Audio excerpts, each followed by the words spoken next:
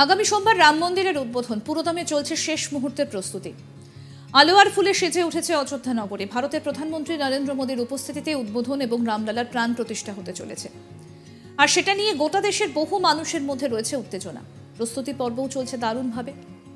কিন্তু জানেন কি, রাম মন্দিরের জন্য অনুদান দিলেই এবার থেকে মিলবে আয়করে ছাড়।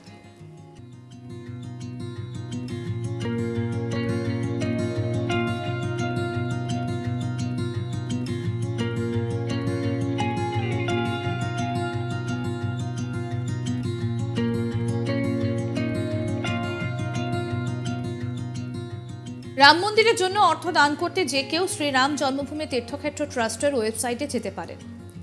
কোনো ব্যক্তি যদি অযোধ্যা রাম মন্দিরের পুনর্গঠন মেরামতির জন্য শ্রীরাম জন্মভূমি তীর্থক্ষেত্র ট্রাস্টকে অর্থ দান করতে চান, তাহলে তিনি পেমেন্ট ইউপিআই কিউআর কোডের মাধ্যমে তা করতে পারেন।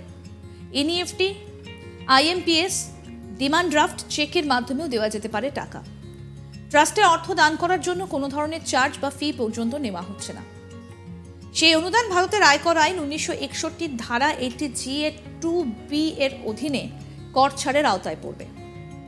তবে 2000 টাকার ওপর নগদ অনুদানের ক্ষেত্রে কর ছাড় মিলবে না। এখানেও রয়েছে কিছু শর্ত।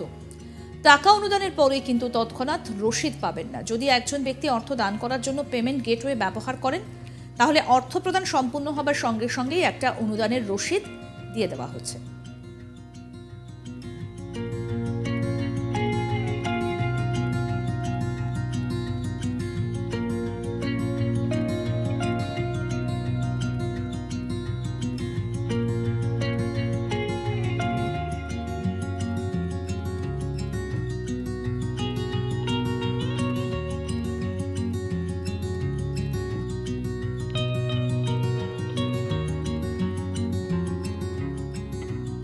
আদালতের এই নির্দেশের পর এবছর 5ই ফেব্রুয়ারি শ্রী রাম জন্মভূমি তীর্থক্ষেত্র ট্রাস্ট করা হয়। যাদের তত্ত্বাবধানে মন্দির নির্মাণ চলছে, ওই ট্রাস্টটিকে ঐতিহাসিকভাবে গুরুত্বপূর্ণ এবং জনসাধারণের প্রার্থনা স্থল বলে উল্লেখ করা হয়। মন্দির তৈরির সময় জানানো হয়েছিল এই ট্রাস্টে দান করলে 50% পর্যন্ত আয়করে ছাড় পাওয়া যাবে বলে জানা গিয়েছে। 1961 সালের আয়কর আইনের 80G অনুচ্ছেদ অনুযায়ী নির্দিষ্ট কিছু সেবা প্রতিষ্ঠান বা সরকারি ত্রাণ তহবিলে দান করলে আয়করে ছাড় পাওয়া যায়।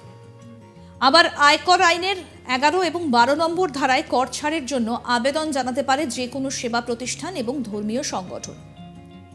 সরকার তাতে অনুমোদন দিলে ওইসব সংগঠনকে আয়ের উপর কোনো কর দিতে হয় না। এর আগে 2017 সালে চেন্নাইয়ের মাইলাপুরের আরুলমিগু কপালেশ্বর তিরুকোইল মন্দির, চেন্নাইয়ের কোট্টিভাক্কমের আর্যকুরে শ্রী শ্রীনিবাস পেরুমল মন্দির এবং মহারাষ্ট্রের সজ্জনগড়ের রামদাস স্বামী সমাধি মন্দির এবং রামদাস স্বামী মঠকে ঐতিহাসিকভাবে গুরুত্বপূর্ণ এবং জনসাধারণের প্রার্থনা স্থল বলে উল্লেখ করে কেন্দ্রীয় সরকার।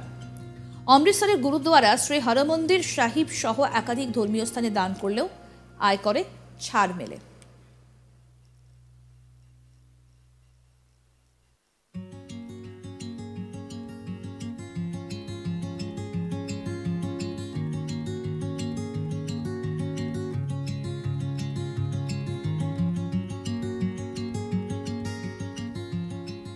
আগামী সোমবার রাম মন্দিরের উদ্বোধন পুরোদমে চলছে শেষ মুহূর্তের প্রস্তুতি। আলো এবং ফুলে সেজে উঠছে অযোধ্যা নগরী।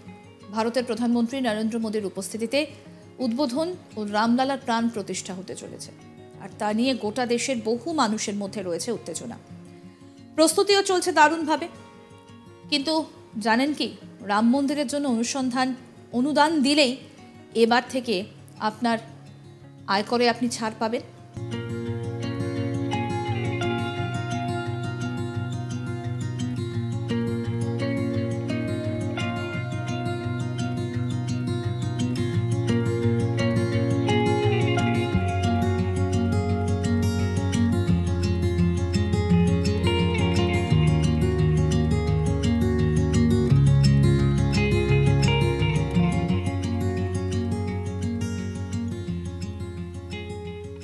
আগামী সোমবার রাম মন্দিরের উদ্বোধন পুরোদমে চলছে শেষ মুহূর্তের প্রস্তুতি।